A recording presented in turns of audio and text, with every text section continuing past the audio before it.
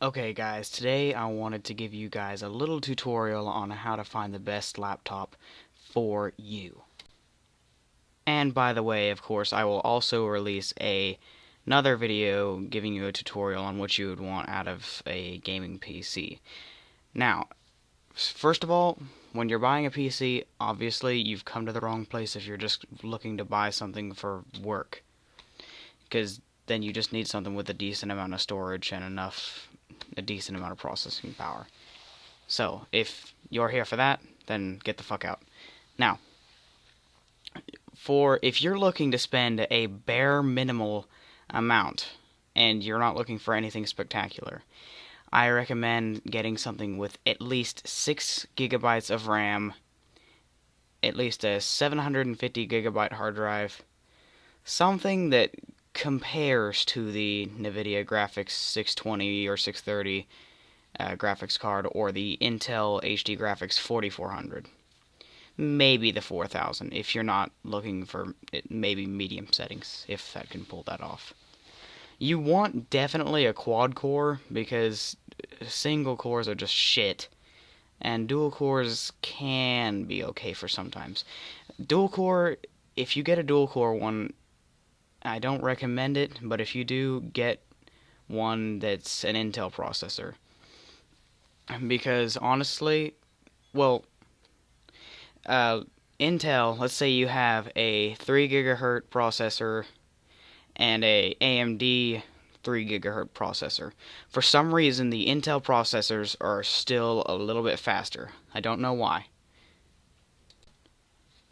So, and if you have a quad core, I recommend at least 1.9 gigahertz of processing power, and if it is 1.9 gigahertz, it needs to be able to turbo boost to around 3 gigahertz of processing power. And when you're purchasing it, you should end up spending from about $500 to $600, unless you find something on sale for like $450, or if you're actually willing to buy something used. However, I don't recommend buying used things because there could be hidden viruses and a bunch of other nonsense.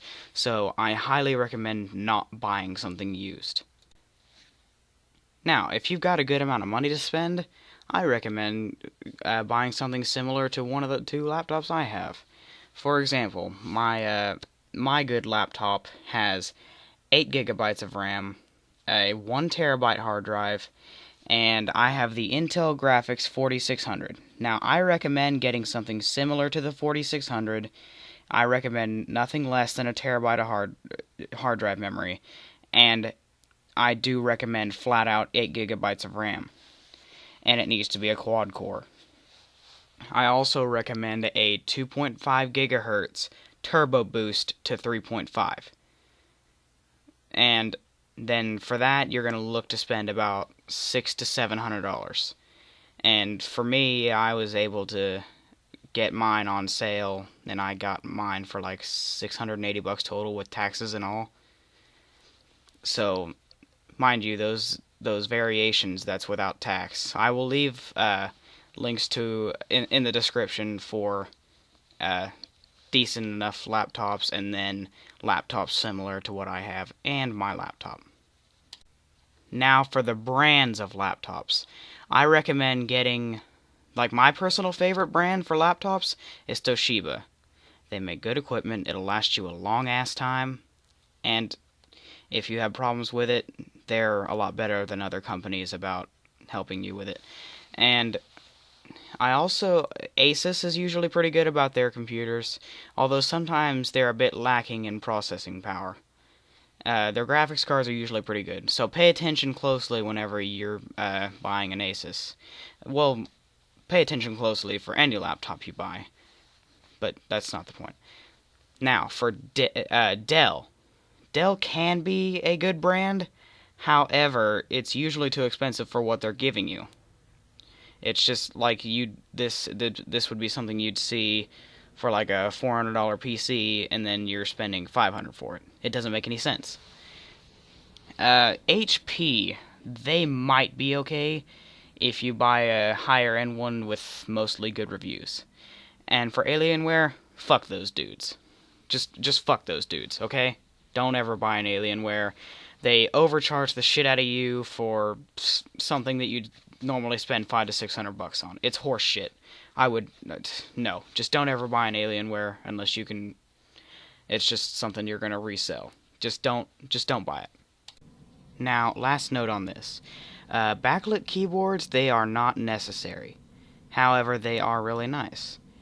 And disk drives, I don't really see the point in them anymore. However, one of the two laptops I have does have a disk drive. The touchscreen. Touchscreen, it's not that necessary, and it really isn't necessary, but it's nice. So if you want, if you're spending for something cheaper, you don't need touchscreen, you don't need a disk drive, and you don't need backlit keyboards. However, sometimes the cheaper ones do end up having a disk drive. Touchscreen, it's like one of the two laptops I have. It does not have touchscreen, and it does not have a backlit keyboard. However, it's really good. But on my other one, it doesn't have a disk drive, but it is touchscreen, and it has a backlit keyboard. So, on my next video, I will talk about buying a PC. I hope you guys enjoy the video. Like and subscribe, leave a comment. Thank you guys for watching.